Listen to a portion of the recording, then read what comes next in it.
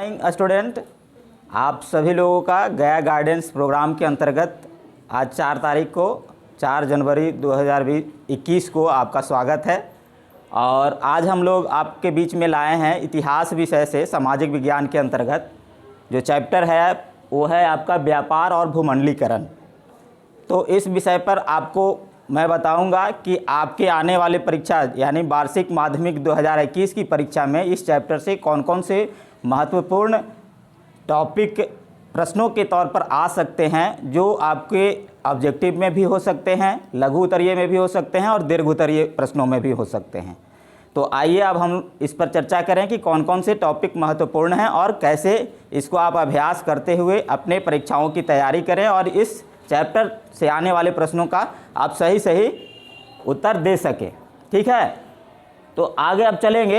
एक चित्र के माध्यम से आपको बताना चाह रहा हूँ क्या इसके माध्यम से कि ट्रेड यानी व्यापार और भूमंडलीकरण, जैसा कि आपका चैप्टर का नाम है, तो व्यापार अब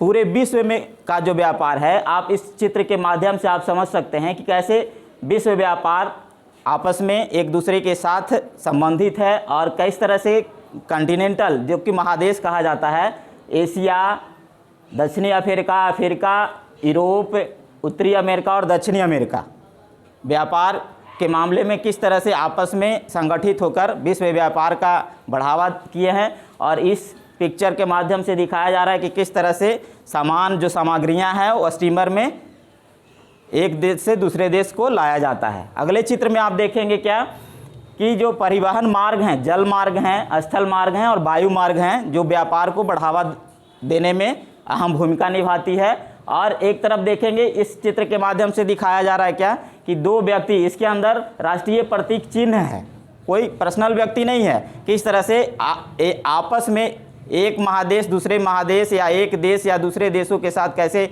व्यापार संबंधित होता है, किस तरह से व्यापार आपसी समझौता के आधार पर चलता है, उसके बारे में दिखाया गया है। आगे है भूमंडलीकरण, उसको आप इस चित्र के माध्यम से देख सकते हैं कि किस तरह से आपस में एक देश दूसरे देशों के साथ संपर्क बनाए हुए हैं, किसको आधार बना करके, नई सूचना तकनीक के माध्यम से।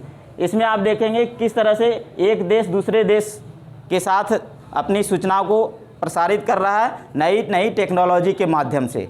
तो अब हम आगे चलेंगे कि इस चैप्टर में इस विषय के अंतर्गत कौन कौन से महत्वपूर्ण बिंदु हैं जो आपके परीक्षाओं के लिए अति आवश्यक है और वह महत्वपूर्ण है, जिसको कि आप समझेंगे और उसके आधार पर आप प्रश्नों का उत्तर दे पाएंगे। तो इस चैप्टर में पूछा जाता है विश्व बाजार या विश्व बाजार से आप क्या समझते हैं, विश्व बाजार किसे कहते हैं। लिखने की आवश्यकता नहीं है, अभी आप समझें, आपको डिस्क्रिप्टिव बॉक्स में ये सारे कंटेंट्स आपको मिल जाएंगे। तो विश्व बाजार का मतलब है कि एक ऐसा बाजार जहां पर सभी देशों की सामग्रियां, जो उत्पादित वस्तुएं हैं, एक स्थान पे मिल जाए, आम लोगों के लिए वह उपलब्ध हो, तो वैसे स्थान को विश्व बाजार कहा जाता है। इसको मैं रिपीट कर रहा हूं कि सभी देशों की जो उत्पादित वस्तुएं हैं या सामग्रियां हैं वो एक ऐसे स्थान पर मिल जाए, वह आम लोगों के लिए उपलब्ध हो, तो वैसे स्थान को हम विश्व बाजार कहते हैं। दूसरा है वाणिज्य क्रांति। तो वाणिज्य क्रांति में क्या होता है कि व्यापार का जो असीमित वृद्धि या ग्रोथ होता है, तो उस तरह की जो क्रांति आती है उसको हम बाजार क्रांति या वाणिज्य क्रांति के नाम से जानते हैं। यह भी प्रश्न पूछा जाता है कि वाणिज्य क्रांति से आप क्या समझते हैं या इसकी परिभाषा दें। तो इस तरह से आप इसको समझते हुए अपना उत्तर दे सकते हैं।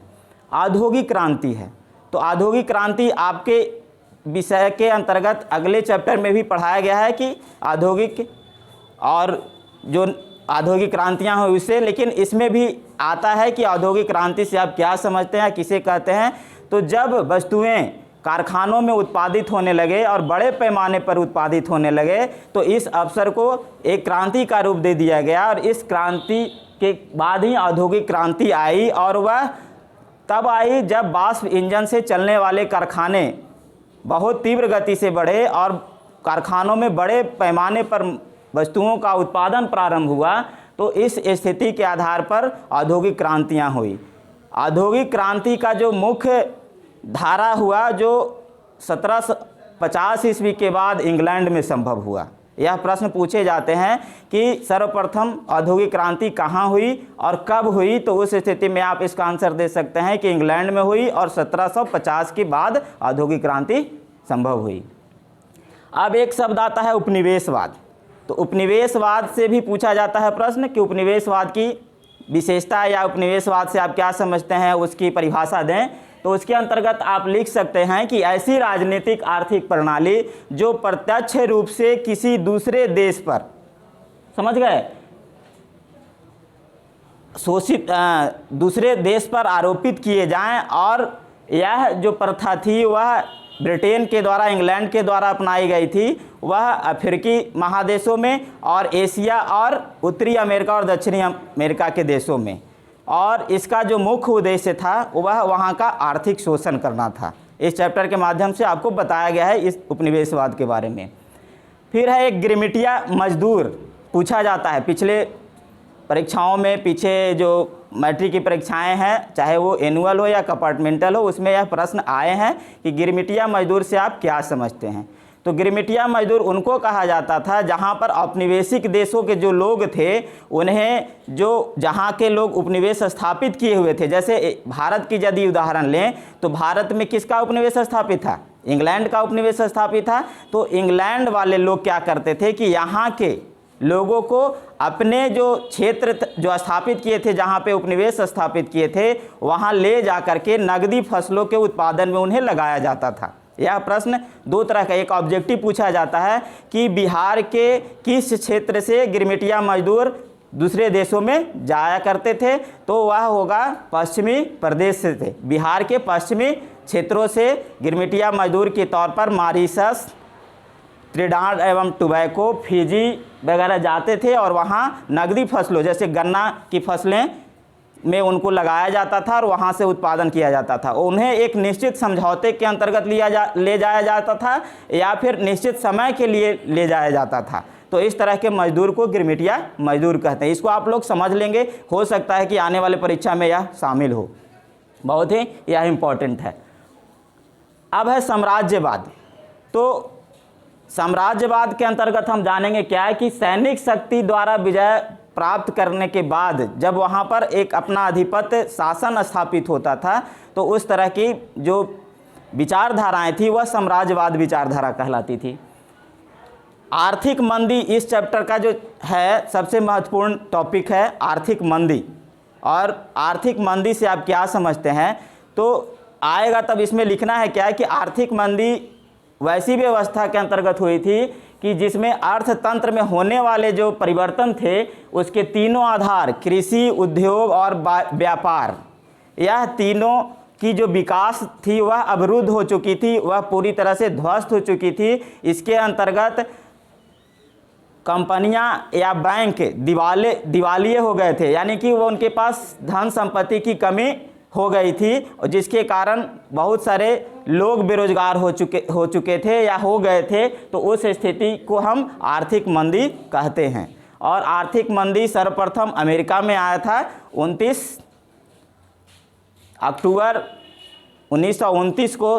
वहाँ के शेयर बाजार में अचानक बहुत गिरावट आई थी और उसी दिन आर्थिक मंदी को पूरे विश्व में देखा गया था, और उसी काल से 1929 से लेकर के 1932 तक वह चरम सीमा पर थी। आगे जब देखेंगे शेयर बाजार, तो शेयर बाजार वैसा स्थल जहां पे व्यापारिक और औद्योगिक कंपनियों का बाजार मूल्य तय होता है, या बाजार मूल्य वहां से निर्धारित होते हैं, इस स्थान को शेयर बाजार कहा जाता है। इसके बाद एक संरक्षणवाद शब्द आया है। संरक्षणवाद भी एक महत्वपूर्ण विषय है।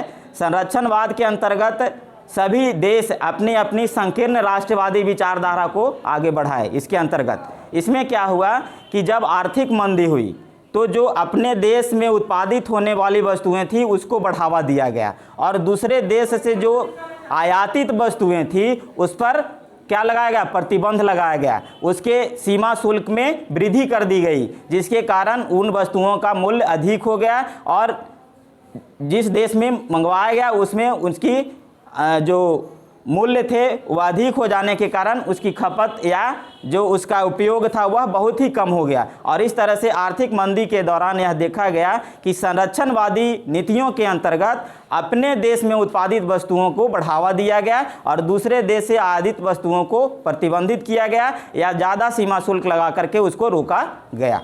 तो इस संरक्षणवाद की प्रक्रिया से अपने देश के अंदर एक आर्थिक स्थिति को सुधारने का प्रयास किया गया, एक संकीर्ण राष्ट्रवाद की विचारधारा को विकसित किया गया और वही आगे चल करके वह द्वितीय विश्व युद्ध जो कहते हैं उसमें लोग अपनी अपनी राष्ट्रवादिता को लेकर के अपनी विचारधाराओं को आगे बढ़ाया। न्यू डील एक आता है शब्द। न्यू डील के अंतर्गत क्या था कि फ्रैंकलिन डी रूजवेल्ट जो अमेरिका के राष्ट्रपति थे 1932 ईस्वी में इन्होंने यह न्यू डील की व्यवस्था लाई थी और उनका सोच था कि एक जन कल्याणकारी योजनाओं को पूरे विश्व में लागू किया जाए जिससे कि सभी देशों का इससे लाभ हो और वहाँ पर जो भी व्यवस्थाएं व्यापार या जो कहा जाए विश्व बाजार की जो स्थिति है उसमें सुदृढ़ की जाए और उत्पादित वस्तुओं को बाजार मिल सके। और इस तरीके से नई जन कल्याण योजनाओं के लिए यह न्यू डील रूजवेल्ट के द्वारा लाया गया था और यह 1932 की घटना है और उसी के बाद आगे WTO या फिर आगे जो विश्व स्तर के बाजार हुए स्थापित हुए, भूमंडलीकरण का एक रास्ता प्रशस्त हुआ। उसके बाद एक आता है अधिनायकवाद शब्द आता है, यह भी बहुत इम्पॉर्टेंट है। अधिनायकवाद के कारण ही हिटलर का जन्म हुआ जर्मनी में, ठीक है, द्वितीय विश्व युद्ध में उनकी अहम भूमिका रही। यह जो व्यवस्था है कब होती है, जब राजनैतिक प्रशासनिक व्यवस्था में एक व्यक्ति का अधिकार हो और वह जो तत्कालीन परिस्थितियां होता है उससे वो लाभ उठा करके अपने आप को एक वहाँ पे अपना सत्ता शक्तियां अपने आप में केंद्रित करना चाहते हैं और इस आधार पर अधिनायकवाद की परिकल्पना विकसित हुई और इसके आधार पर इटली और जर्मनी में अधिनायकवाद के कारण वहाँ की सत्ता एक व्यक्ति के हाथों में केंद्रित हुआ जो कि आगे चल कर के वह पूरे विश्व के लिए हानिकारक सिद्ध हुआ। ठीक है, तो इस तरह के जो महत्वपूर्ण बिंदु हैं इस पर आप लोग स्वयं भी अध्ययन कर सकते हैं किताबों के माध्यम से और इसमें डिस्क्रिप्शन बॉक्स में भी यह कंटेंट आपको दिए गए हैं। जब आप YouTube पर जाएंगे और डिस्क्रिप्टिव बॉक्स में जा कर के उसका लिंक को आप क्लिक करेंगे तो उस स्थिति में आप वहां से यह कंटेंट्स प्राप्त कर सकते हैं, अभ्यास कर सकते हैं, क्योंकि इनसे प्रश्न पूछे जाते हैं, चाहे वो ऑब्जेक्टिव हो या फिर आपका लघु उत्तरीय प्रश्न है। इस चैप्टर के माध्यम से आप देखेंगे कि आगे जो टॉपिक है उस पर जब हम चर्चा करेंगे तो एक आता है बहुराष्ट्रीय कंपनियां बहुमंडलीकरण के दौरान विकसित हुई थी। तो सबसे पहले तो पूछा जाता है कि बहुराष्ट्रीय कंपनी किसको कहते हैं। तो वैसी कंपनी जिसका कई देशों के साथ व्यापार हो, व्यवसाय हो, ठीक है, तो वैसी कंपनी को बहुराष्ट्रीय कंपनी कहते हैं। एक ही कंपनी कई देशों और राष्ट्रों के साथ यदि उसका व्यापार और व्यवसाय बढ़े और उस क्षेत्र में उसका आगे सामग्रियों का लेन देन हो, बाजार स्थापित हो, उसके द्वारा व्यवसाय स्थापित हो, तो ऐसी परिस्थिति में उस कंपनी को बहुराष्ट्रीय कंपनी कहा जाता है। भूमंडलीकरण में देखेंगे क्या कि आगे इस चैप्टर में हम आगे उस पर आ रहे हैं तो इसका आगे भी हम देखेंगे इसमें क्या है। तो विश्व बाजार का विस्तार एक इस बिंदु के अंतर्गत आप देख सकेंगे कि विश्व बाजार का कैसे विस्तार हुआ बहुराष्ट्रीय कंपनियों के द्वारा और कैसे जैसे भारत में आर्थिक राजधानी मुंबई है ना, तो वहाँ पर क्या है सभी देशों की वस्तुएं आम लोगों के लिए उपलब्ध हो जाती है। इसलिए भारत में विश्व बाजार का सबसे साधारण सा उदाहरण है मुंबई, भारत की आर्थिक राजधानी मुंबई। पूछा जाता है कभी कभी प्रश्नों में कि भारत की आर्थिक राजधानी कहाँ है, तो वह है मुंबई और वह एक विश्व बाजार की एक अच्छी उदाहरण है हमारे अपने देश में। तो इसका विस्तार करीब करीब सभी महादेशों के क्षेत्रों में हुआ और इसका उद्देश्य जो था वह था कि कुशल जो मजदूर थे उनको एक अच्छा काम मिल सके, अच्छा मजदूरी मिल सके या सामग्रियों का एक अच्छा मूल्य मिल सके। इसके लिए विश्व बाजार स्थापित किए गए कि वहाँ से उन लोगों को स्थिति देखा जाए कि यदि हम अपनी वस्तुओं को विश्व स्तर के बाज़ारों में बेचना चाहते हैं तो उसे अच्छे मूल्य भी मिल सकें और उसे अच्छी मूल्य के लिए आगे प्रयासरत भी किया जा सके, आगे बढ़ाया जा भी सके। उसके बाद देखेंगे कि विश्व बाज़ार की उपयोगिता क्यों साबित हुई। नहीं, आखिर विश्व बाज़ार हम लोगों के लिए क्यों आवश्यक होना चाहिए। तो इस आधार पर आप इसके अंतर्गत देखेंगे कि विश्व बाज़ार में नए नए अवसर सृजित होते हैं, कुशल कारीगरों को अच्छा काम मिलता है। उसके बाद है कि जो वस्तुएं होती है, जो परिष्कृत होती हैं, जो अच्छी वस्तुएं होती है, उसको अच्छा दाम मिलता है। इस आधार पर इसकी उपयोगिता साबित हुई और विश्व बाज़ार आगे पनपने लगे और आगे अपनी गति को प्रदान करने लगे। इसमें देखेंगे दो टॉपिक लाया गया है, एक लाया गया है विश्व बाज़ार के लाभ और दूसरा लाया गया है विश्व बाज़ार के हानि।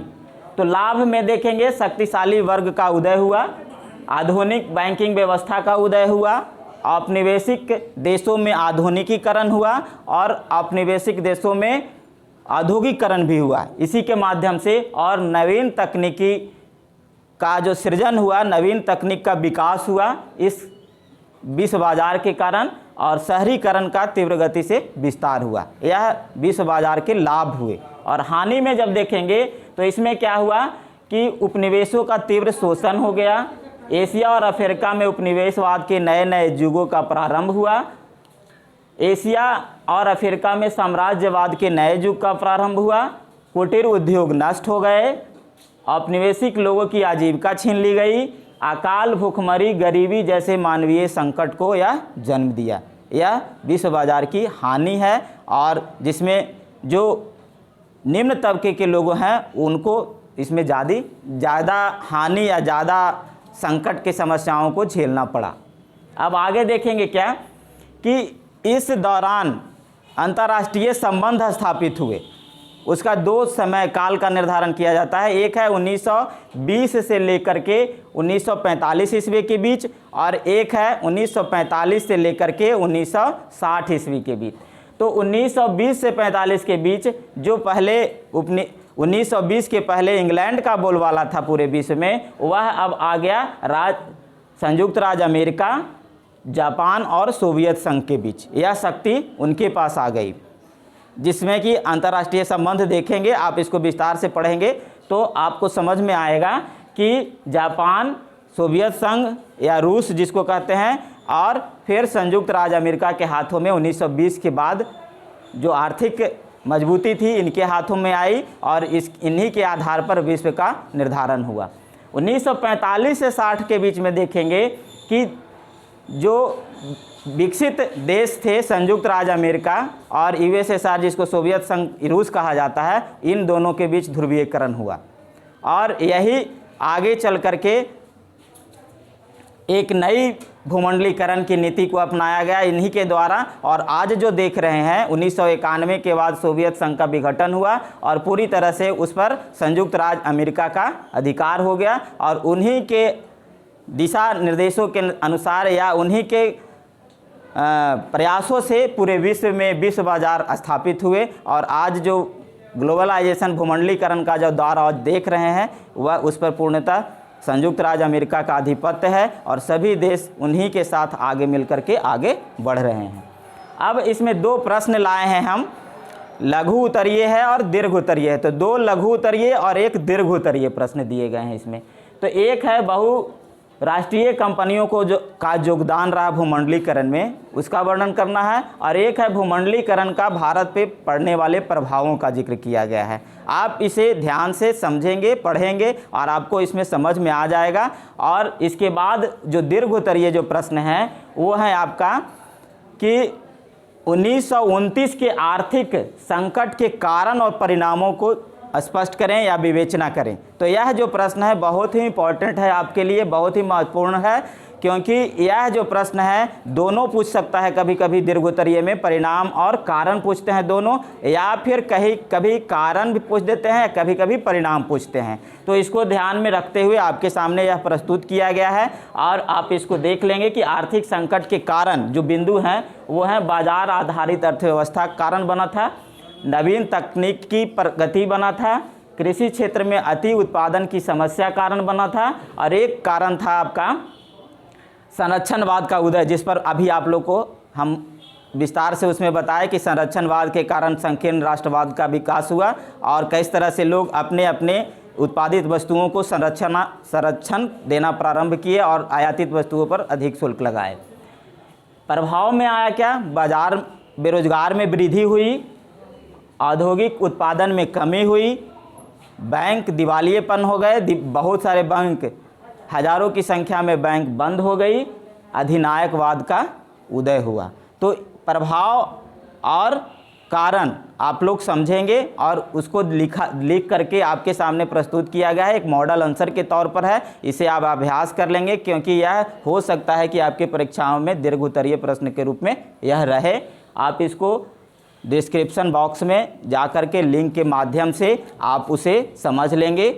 और इसमें गृह कार्य जो दिए गए हैं, ऑब्जेक्टिव क्वेश्चंस हैं, उसको आप बनाएंगे। लघु उत्तरीय क्वेश्चन भी हैं और दीर्घ उत्तरीय क्वेश्चन भी आपको एक दिए गए हैं, यह भी इम्पॉर्टेंट है, इस पर आप ध्यान से करेंगे। इसको हम पुनः बाद में फिर मॉडल आंसर के तौर पर भी देंगे, लेकिन आप प्रयास करेंगे और इस स्थिति में इसको आप प्रयास करके आप अच्छा अंक प्राप्त कर सकते हैं। और इस तरह से आज सामाजिक विज्ञान के कड़ी में आप हमारे बीच आएंगे भूगोल विषय के शिक्षक, और मेरी शुभकामना है कि आप अच्छे से तैयारी करें और हम लोग जो आपको दे रहे हैं उसको पूर्ण बार बार अभ्यास करके आप अपनी तैयारी को मजबूत करें और परीक्षाओं में सफल रहें। धन्यवाद।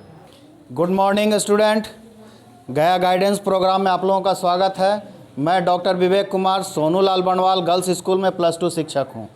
ठीक है बच्चों, आज बच्चों सामाजिक विज्ञान गया गाइडेंस प्रोग्राम में सामाजिक विज्ञान का आगे का लेसन मैं भूगोल से संबंधित 2 मुख्य अध्याय कृषि एवं निर्माण उद्योग पर चर्चा करूंगा। इसके महत्वपूर्ण इम्पॉर्टेंट पॉइंट और इसके महत्वपूर्ण प्रश्नों के विषय में बताऊंगा। महत्वपूर्ण प्रश्न इसलिए बच्चों कि पिछले 10-12 सालों से बिहार बोर्ड जो है इस तरह की प्रश्न बराबर पूछ रही है। ठीक है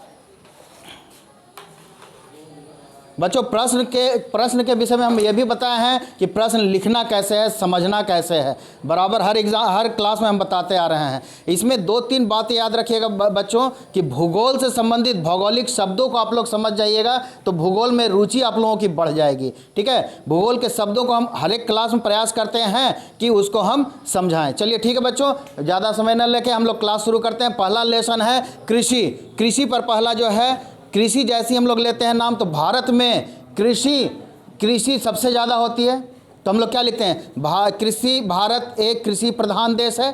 भारत को कृषि प्रधान देश क्यों कहा जाता है?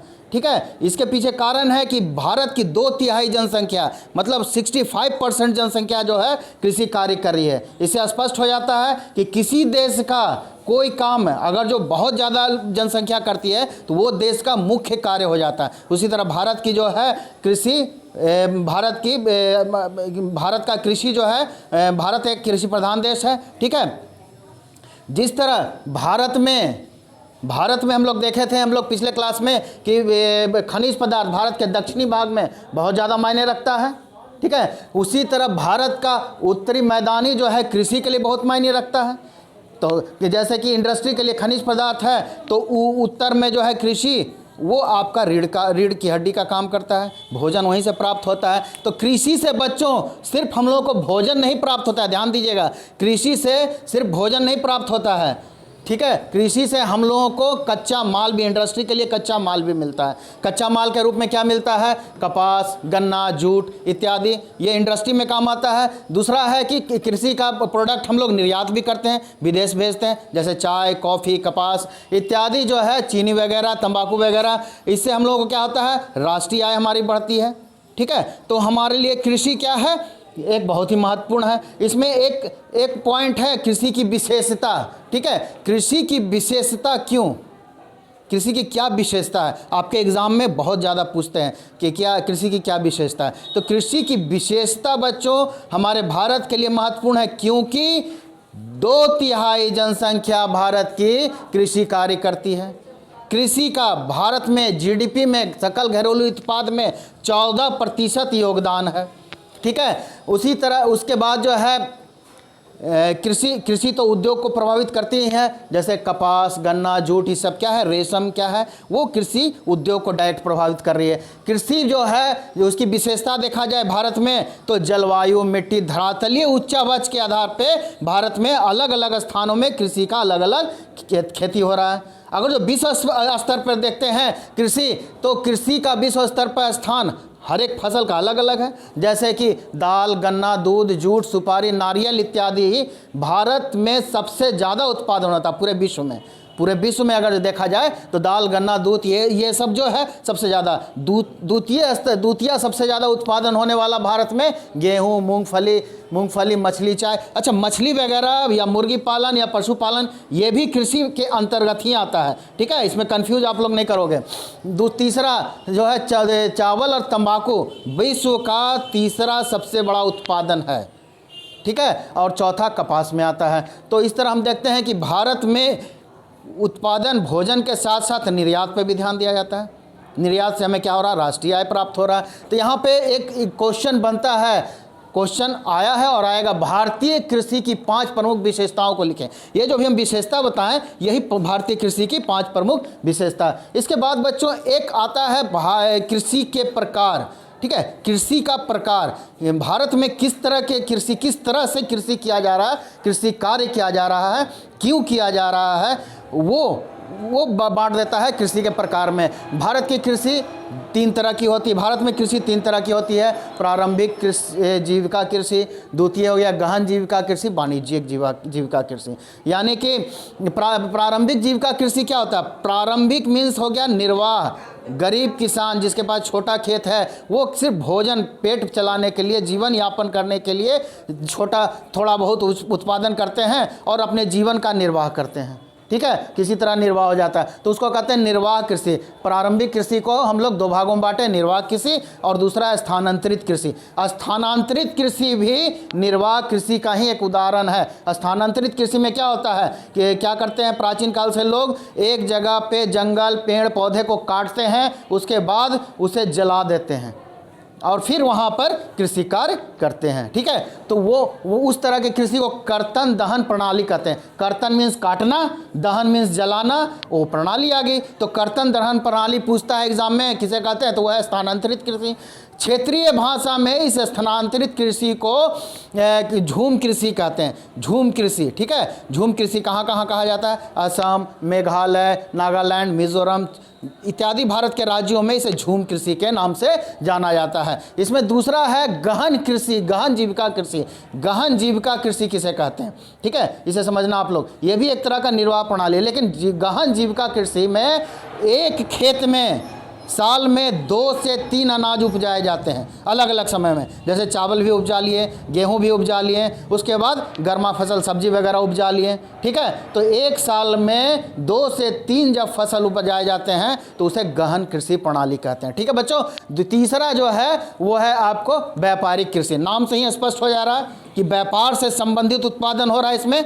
व्यापारिक कृषि यानी कि जैसे चाय, कॉफ़ी, कपास, ये सब क्या है, व्यापारिक है। गन्ना, ये सब क्या है, व्यापारिक फसल है। इससे क्या है, व्यापार के लिए फसल उपजाए जाते हैं। उसके बाद एक आता है फसल प्रारूप या शस्य प्रारूप। यहाँ पर देखना बच्चों, कहीं किताब में लिखा रहेगा फसल प्रारूप, कहीं लिखा रहेगा शस्य प्रारूप। ये सब भौगोलिक शब्द है, इसे आप समझें। शस्य प्रारूप लिख दिया तो आप इसमें कन्फ्यूजन नहीं, सर शस्य प्रारूप पूछ दिया था, हमने नहीं पढ़ा था, लेकिन वही चीज़ है जो फसल प्रारूप है, ठीक है। फसल प्रारूप जो होते हैं, किस प्रकार की खेती हो रही है ऋतु के आधार पर, भारत में ऋतु और भौगोलिक स्थिति के आधार पर भारत में इसे 3 भागों में बांटा गया। कौन कौन सा है, रबी फसल, खरीफ फसल, जायद फसल, ठीक है। मौसम के अनुसार, ऋतु के आधार पर हमारे यहाँ कितने मुख्य रूप से 3 ऋतु में फसल का उत्पादन होता है। कौन सा, वर्षा ऋतु, ग्रीष्म ऋतु, शीत ऋतु। तो उसमें होता है रबी फसल। रबी फसल जो होता है उसको खरीफ फसल पे हम लोग आते हैं। पहले खरीफ फसल को हम लोग देखते हैं। खरीफ फसल वर्षा ऋतु में होती है और खरीफ फसल का मुख्य फसल जो है चावल है, ठीक है। खरीफ फसल का मुख्य फसल क्या है? चावल है। इसकी खेती कब होती है? वर्षा ऋतु में। कब बोया जाता है? जून जुलाई में। बारिश हम लोग जानते हैं भारत में 1 जून के बाद दस्तक देता है, 15 जून से बिहार में आ जाता है। तो यहाँ पे जून में इसकी बुआई हो जाती है, जून जुलाई में, और अक्टूबर नवंबर में इसको काटते हैं। तब तो हम लोग नए नए चूड़े का आनंद लेते हैं दिसंबर जनवरी में, है ना। उसके बाद इसका मुख्य फसल हो गया चावल। ये नहीं है खरीफ फसल का मुख्य फसल है, इसके अलावा मकई, ज्वार, बाजरा, अरहर, मूंग, उड़द, ये सब भी खरीफ फसल के अंतर्गत आते हैं। दूसरा है रबी फसल, ठीक है। रबी फसल जो है बच्चों, इसका मुख्य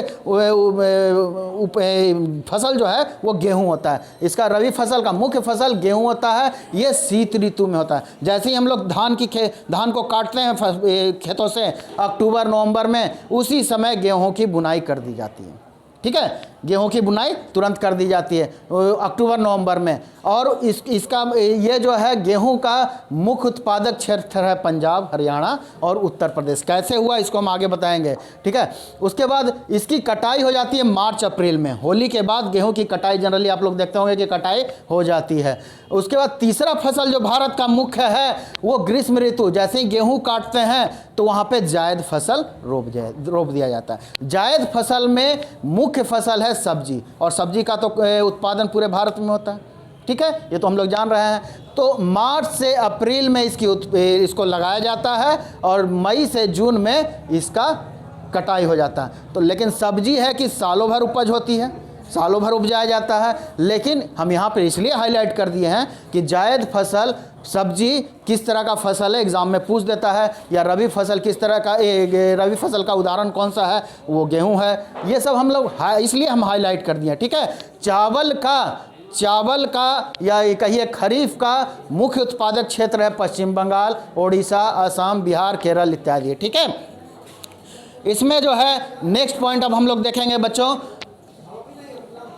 कृषि भारत में कृषि के उत्पादन को बढ़ाने के लिए कई एक तरह का योजना चलाया गया। उसमें आपके एग्जाम में एक महत्वपूर्ण योजना आता है, वो है हरित क्रांति योजना, ठीक है। ये एग्जाम में पूछेगा हरित क्रांति से आप क्या समझते हैं, ठीक है। इसकी क्या समझते हैं उसका डिटेल्स देना है। हरित क्रांति सबसे पहले देखेंगे। हरित क्रांति, हरित मीन्स हरा, क्रांति यानी हरा से कुछ क्रांति, यानी कि कृषि से संबंधित है इस क्रांति को। तो इसका जो है श्रेय, इस हरित क्रांति का श्रेय पूरे विश्व में अमेरिका के नायर बोरलॉग को दिया जाता है। इन्होंने सबसे पहले हरित क्रांति को बताया, विश्व को बताया कि एक इस तरह की क्रांति लाया जाए तो फसलों का उत्पादन बढ़ाया जा सकता है, ठीक है। तो उसमें नायर बोरलॉग का नाम याद रखिएगा। उसके बाद ये भारत में 1967-68 ईस्वी में प्रारंभ किया गया, और इसका जो है भारत में जनक कौन थे? MS स्वामीनाथन, ठीक है। MS स्वामीनाथन जनक थे भारत में हरित क्रांति का, ठीक है। हरित क्रांति में ऐसा क्या किया गया कि इसमें कृषि का उत्पादन बढ़ा दिया गया? क्या किया है? कोई इस तरह का तो कोई जादू किया नहीं होगा। इसमें क्या किया? साइंस और टेक्नोलॉजी को डेवलप कर दिया गया। किस तरह की टेक्नोलॉजी, किस तरह की साइंस? तो हरित क्रांति का ही बच्चों देन है सबसे पहले उत्तम बीज। आप लोग देखते होंगे, हम लोग कहते हैं कि हाइब्रिड सब्जी है, हाइब्रिड अनाज है, कहते हैं ना। तो हाइब्रिड शब्द यहीं से आया है। इसको HYV highly yield variety seeds कहते हैं, ठीक है। हाईली इल्ड वैरायटी सीड्स कहते हैं। ये उत्तम किस्म का बीज होता है। जो पहले बीज थे उससे फसलों का उत्पादन कम होता था, इससे 2 से 3 गुना फसलों का उत्पादन बढ़ गया। इससे फसल जो होते थे वो ज़्यादा मोटा और सबसे ज़्यादा अच्छा होते थे। इसमें दूसरा प्रयोग हुआ रासायनिक खादों का। जो हम लोग रासायनिक खाद यूरिया वगैरह आज देख रहे हैं, तो ये देन है हरित क्रांति का, रासायनिक खादों का, ठीक है। हाइब्रिड बीज तो हम लगा दिए खेतों में। हाइब्रिड बीज कहाँ बनाया गया? लेबोरेटरी में, याद रखिएगा। लैब में बनाया गया था हाइब्रिड बीज, और आज भी बनाया जा रहा है। तो लैब से बीज को तो हम लगा दिए खेतों में। और उस बीज से ज़्यादा उत्पादन है, उसके लिए हम लोग रासायनिक खाद डाल दिए। रासायनिक खाद डालें तो जो 2 से 3 गुना हो रहा था वो 3 से 4 गुना हो गया, ठीक है। फसल तो खेत में आ गई, फसल को खाने के लिए कीड़े भी आ गए। अब कीड़े को मारने के लिए क्या किया गया? रासायनिक कीटनाशक दवाइयाँ छिड़ दी गई। ये भी हरित क्रांति का ही देन है, रासायनिक कीटनाशक दवाइयाँ। उसके बाद तीसरा था देन सिंचाई। देखा गया कि फसलें इसलिए मर रहे हैं कि उसको पानी नहीं मिल रहा है, पानी नहीं मिलने के कारण वो मर जा रहा है, तो उसको क्या किया गया, पानी दे दिया गया सिंचाई के माध्यम से। तो ये भी इसका देन हुआ हरित क्रांति का। अगला था कृषि की नई टेक्नोलॉजी डेवलप करना। पहले हल से खेती करते थे, बैल से खेती करते थे, कुदाल ये खुरपी वगैरह का यूज़ करते थे। अब क्या हुआ, हरित क्रांति ने दिया ट्रैक्टर जैसे उपकरण। जहाँ बैल हल 10 बीघा 10 एकड़ खेती 10 दिन में करते थे, ट्रैक्टर 1 दिन में कर दिया। ठीक है, ये इसका मुख्य देन था। तो भारत में हरित क्रांति से सबसे ज़्यादा प्रभावित क्षेत्र था तो वो पंजाब था, हरियाणा था और उत्तर प्रदेश का पश्चिमी भाग था। याद रखना, एग्जाम में पूछ देता है कि हरित क्रांति से प्रभावित क्षेत्र कौन से हैं। अगला है फसल। कौन सा फसल सबसे ज़्यादा प्रभावित हुआ हरित क्रांति से, वो गेहूं था। ठीक है बच्चों, तो हरित क्रांति के उत्पादन से खाद्य की उत्पादनता तो बढ़ी है, इस पे आत्मनिर्भरता भी भारत की बढ़ गई। तो ये सवाल आता है आप लोगों को पूछने, आप लोगों को याद रखना कि हरित क्रांति क्या होता है। एक योजना और आया, ऑपरेशन फ्लड। ऑपरेशन फ्लड, लगता फ्लड मीन्स बाढ़ है। ऑपरेशन फ्लड क्या था, तो ये दूध की बाढ़ थी। ठीक है, शहरों नगरों में दूध की पूर्ति को बढ़ाने के लिए ऑपरेशन फ्लड शुरू किया गया। ठीक है, ये जो है इसे हम लोग श्वेत क्रांति के नाम से भी जानते हैं। ठीक है बच्चों, एक उत्पादन में जो है भारत में चाय उत्पादन, वो बहुत आता है आपके एग्ज़ाम में। तो चाय से संबंधित कृषि पर आप लोग विशेष ध्यान देंगे। ठीक है, इससे एग्जाम में सवाल आएगा। सवाल क्या रहेगा, चाय उत्पादन की प्रमुख भौगोलिक दशाओं का वर्णन करें और चाय के उत्पादन क्षेत्रों का उल्लेख करें। यहाँ देखिए, 2 सवाल को जोड़ के एक सवाल बना दिया। 2 सवाल क्या है, पहला है भौगोलिक उत्पादन पूछ दिया है और दूसरा है उसके उत्पादक क्षेत्र का नाम पूछ दिया। 2 सवाल है ना। तो क्या करेंगे हम लोग, पहले तो इसका देंगे, प्रारंभ करेंगे, भूमिका देंगे। इसमें भूमिका क्या लिखते हैं, चाय का पौधा सदाबहार होता है, यह एक रोपण कृषि के तहत होता है। ठीक है, ये सदाबहार एक झाड़ी नुमा पौधा होता है। ठीक है, ये उसके बाद इसको जो है बराबर काट दिया जाता है। चाय के पौधे को काटा जाता है, क्यों, क्योंकि ये 2 से 3 मीटर ऊंचा हो जाता है और 2 से 3 मीटर जाके उसके पत्तियों को तोड़ना आसान होता नहीं है, तो इसलिए जो है उसको काटना पड़ता है, इसलिए उसको काट दिया जाता है। चाय का उत्पादन जो है 1840 ईस्वी में अंग्रेजों के द्वारा सर्वप्रथम ब्रह्मपुत्रा घाटी, भारत के इस ब्रह्मपुत्रा घाटी में यहाँ पे उत्पादन किया गया सबसे पहले। ठीक है, ब्रह्मपुत्रा घाटी में किया गया। ठीक है, 1840 में। तो इससे स्पष्ट हो जाता है कि चाय हमारे भारत में उत्पादन कभी नहीं होता था, बाद में लाया गया अंग्रेज का। ठीक है, चाय जो है पूरे विश्व में भारत में दूसरा सबसे ज़्यादा उत्पादित होने वाला ये है। ठीक है, पूरे विश्व में सेकंड पोजीशन रखता है, द्वितीय पोजीशन रखता है उत्पादन में, और जबकि खपत में भारत 1 नंबर पे है। चाय का खपत बहुत ज़्यादा है, भारतीय हम लोग बहुत ज़्यादा चाय पीते हैं शायद। ठीक है, उसके बाद चाय के उत्पादन के प्रमुख भौगोलिक दशा हम लोग देखते हैं। इसमें चाय के उत्पादन के लिए क्या भौगोलिक दशा चाहिए, क्यों अंग्रेज जाके यहाँ पे जाके अंग्रेज इसका उत्पादन शुरू किए ब्रह्मपुत्रा घाटी के पास। ठीक है, तो देखते हैं, चाय के लिए तापमान चाहिए, चाय के लिए वर्षा चाहिए, चाय के लिए मिट्टी चाहिए, चाय के लिए ढालू भूमि चाहिए, सस्ता श्रमिक भी चाहिए। ठीक है, चाय के उत्पादन के लिए। तो इसमें देखते हैं तापमान इसमें जो है बच्चों 25 से 30 डिग्री होना चाहिए, 25 से 30 डिग्री होना चाहिए। इससे कम गया, ज़्यादा हो गया, चाय का उत्पादन पर प्रभाव पड़ेगा, पौधों पर प्रभाव पड़ेगा। ठीक है, इसकी मिट्टी में फास्फोरस, पोटास, लोहा और ह्यूमस की मात्रा होनी चाहिए। ठीक है, उसके बाद दूसरा जो है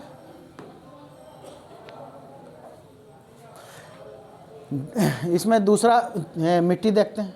इसकी मिट्टी दोमट होनी चाहिए, दोमट मिट्टी। ठीक है, दोमट मिट्टी होनी चाहिए। दोमट मिट्टी बलुआई मिट्टी को कहते हैं। ठीक है, तो उसके बाद वर्षा की मात्रा इसमें 200 से 250 सेंटीमीटर तक होना चाहिए। तीसरा, इसमें ढालू भूमि होना चाहिए।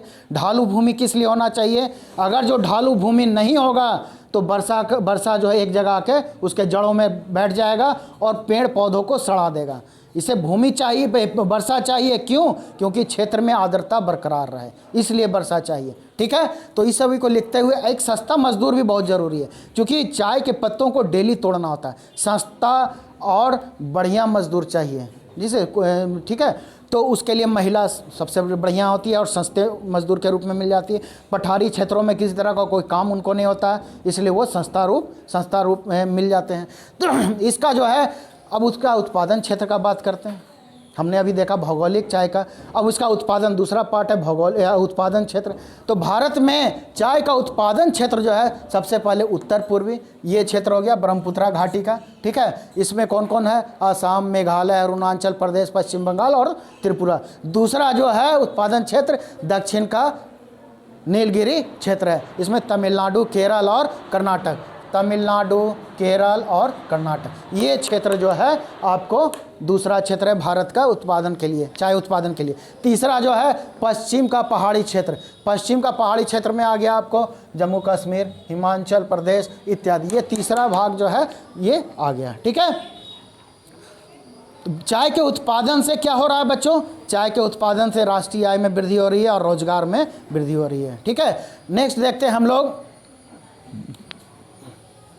एक चीज़ और पिछले क्लास में भी हम बताए थे कि अगर जो दीर्घोत्तरीय प्रश्न लिख रहे हैं तो एक छोटा सा भारत का मैप बनाकर उसमें दिखा दीजिए कि चाय का उत्पादन कहाँ पे हो रहा है। जैसे कि 3 क्षेत्र में हो रहा है, ब्रह्मपुत्रा घाटी में या उत्तर पश्चिमी घाटी में या दक्षिण पश्चिमी घाटी में, ये एक मैप के जरिए आप लोग दिखा दीजिएगा। नेक्स्ट क्वेश्चन हम लोग देखते हैं जो कि आपके एग्ज़ाम में आता है, कृषि का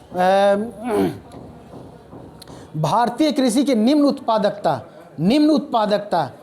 भारतीय कृषि में निम्न उत्पादक, निम्न मीन्स कम, निम्न मीन्स कम, कम उत्पादन का क्या कारण है? उसका संक्षेप में कारण होगा कुछ कि क्या कारण हो सकता है। तो इसका सबसे बड़ा कारण है जनसंख्या की वृद्धि। भारत में जनसंख्या इतनी ज़्यादा बढ़ रही है कि इसकी उत्पादकता घट गई, कम हो गई। यहाँ हम लोग आज के तारीख में अगर जो देखा जाए तो 135-40 करोड़ के आसपास भारत की जनसंख्या है। अगर जो 2021 की जनगणना हो जाएगी तो ये आपको रेशियो आंकड़ा मिल जाएगा। तो क्या हुआ, जनसंख्या तो बढ़ गई लेकिन खेत का आकार तो रबड़ था नहीं कि खींच के बढ़ा दें, वो तो उतना ही रह गया है ना, उतना ही रह गया। तो उसके बनिस्पत क्या कहता है, घटता कृषि भूमि, भूमि जो है घट गई जनसंख्या के बनिस्पत, तो खेतों का आकार भी छोटा हो गया। खेत का आकार कैसे छोटा हुआ? जनरेशन वाइज, वंशवाद वाइज खेत का बंटवारा होते गया। जैसे आपके परदादा के पास खेत था, वो ठीक है 100 बीघा खेत था, आपके दादा को मिला, आपके दादा 4 भाई थे, उनको 25 बीघा मिल गया। 25 बीघा आपके दादा के 4 बेटे थे, उनको मिल जाएगा फिर आपको 6.5 के आसपास, ठीक है। उसके बाद आप लोग 2 भाई हो गए तो उनको मिल जाएगा फिर 3 लगभग 3 एकड़। तो क्या होगा, खेतों का आकार क्या होगा, धीरे धीरे वंश बाद वंश छोटा होता जा रहा है, क्योंकि हमारे यहाँ बंटवारे का नियम है, ठीक है। तो खेत का आकार छोटा हो गया, जिसके कारण क्या हो गया, किसान भारत के गरीब हो गए। गरीब किसान छोटे खेत पर अधिक पूंजी लगाना मुश्किल हो गया, ठीक है। उसके बाद जो है मानसून अनिश्चित है भारत में, बारिश आ गई नहीं आई वगैरह वगैरह। तो इसी तरह देख लेना बच्चों, इसको आप इस क्वेश्चन में हमने सारा दे दिया है कि कृषि के निम्न उत्पादन का क्या कारण है। अगला क्वेश्चन आता है, भारतीय अर्थव्यवस्था में कृषि का क्या महत्व है, ठीक है। भारतीय अर्थव्यवस्था में कृषि का क्या, अर्थव्यवस्था यानी कि भारतीय अर्थव्यवस्था यानी कि आपके जैसे कि आपके घर के अर्थव्यवस्था में किसका योगदान है, पापे का कमाई का। तो उसी तरह भारतीय अर्थव्यवस्था में कृषि, उद्योग इत्यादि का योगदान होता है। तो इसमें कहता है कि कृषि का क्या योगदान है, बताइए। कृषि का योगदान आपको देश में सकल घरेलू उत्पाद जीडीपी बढ़ा दे रहा है। कृषि 14% स्वतंत्रता के बाद, लेकिन एक डिमेरिट आ गया है कि कृषि में स्वतंत्रता के बाद जीडीपी रेट धीरे धीरे स्वतंत्रता के बाद घटते जा रहा है, ठीक है, जो कि गलत नेगेटिव जा रहा है सेंस, हमें यहाँ पे बढ़ाना होगा।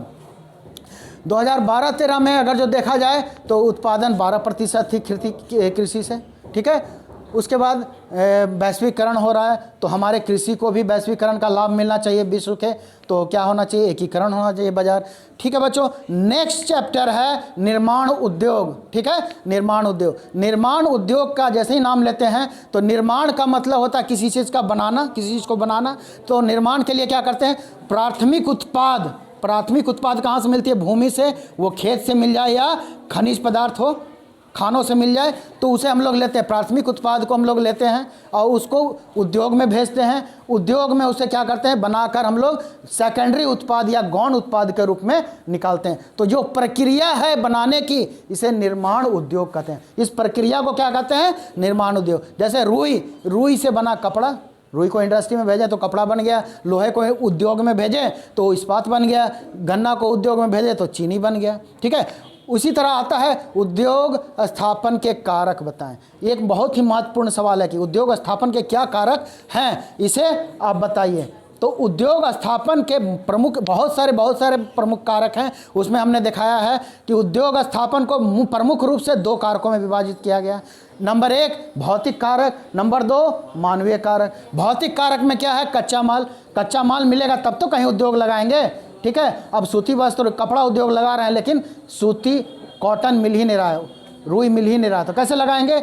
तो उसी तरह वहाँ की जलवायु उसके अनुकूल होना चाहिए, वहाँ पर शक्ति साधन यानी कि बिजली की व्यवस्था पूरी होनी चाहिए। चौथा है जल। हर एक इंडस्ट्री में याद रखना पानी बहुत ज़रूरी है, जल बहुत ज़रूरी है। ये हो गया भौतिक कारक। अगला है मानवीय कारक। मानवीय कारक में बिना मजदूर, बिना श्रमिक के आप काम कर सकते हैं, बिल्कुल नहीं कर सकते। बाजार होना चाहिए, बन गया माल तो उसे बेचेंगे कहाँ, बाजार में बेचेंगे। परिवहन होना चाहिए उसे बाजार तक पहुँचाने के लिए।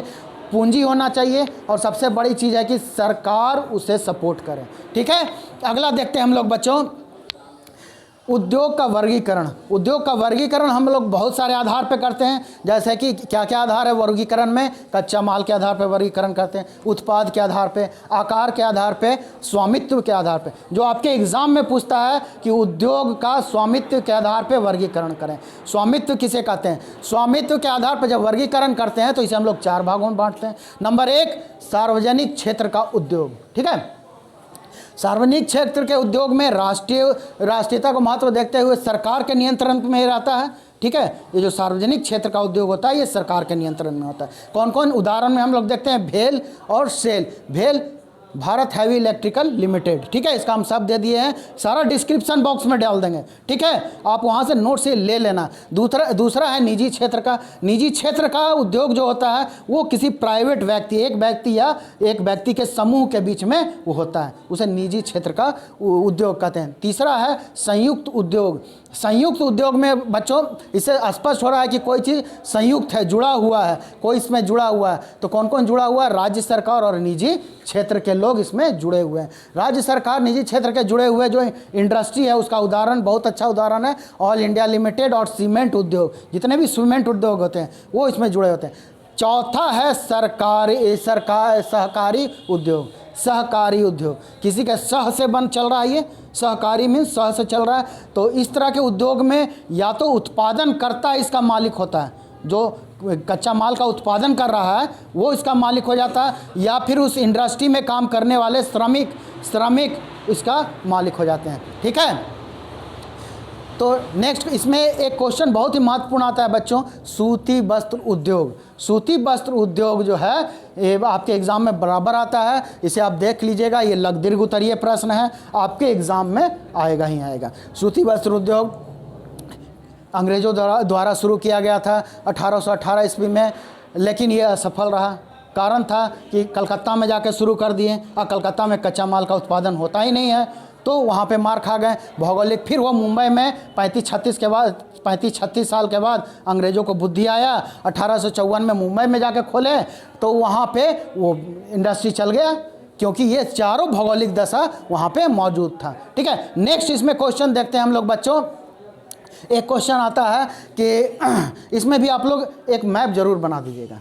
ठीक है, मैप बनाकर जरूर दिखाइएगा कि सूती वस्त्र उद्योग भारत में कहाँ कहाँ पर है। ठीक है, नेक्स्ट क्वेश्चन हम लोग देखते हैं।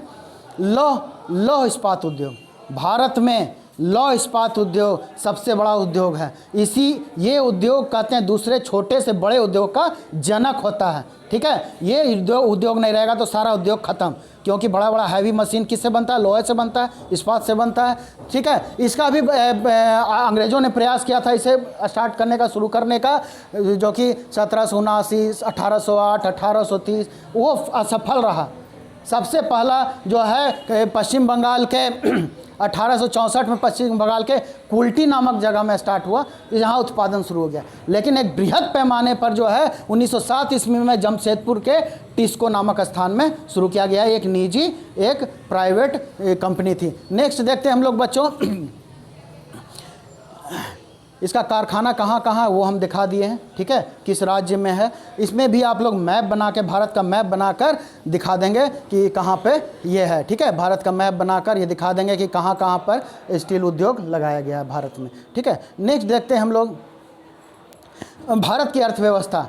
भारत की अर्थव्यवस्था का उद्योग को कैसे विस्तार पूर्वक हम लोग कहे, माने क्या इस पे इफेक्ट करता है, वो हम लोग दे दिए हैं। दीर्घोत्तरीय प्रश्न है, ये सब बना लेंगे। कुछ प्रश्न बच्चों हम लोग गृह कार्य के लिए दे दिए हैं, ऑब्जेक्टिव, लघु उत्तरीय, दीर्घ उत्तरीय। कुछ लघु उत्तरीय दीर्घ उत्तरीय आपको बनाने हैं, ऑब्जेक्टिव भी आपको बनाना है। कहीं प्रॉब्लम आएगा तो यूट्यूब के डिस्क्रिप्शन बॉक्स में आप हमें लिख के पूछ सकते हैं, ठीक है।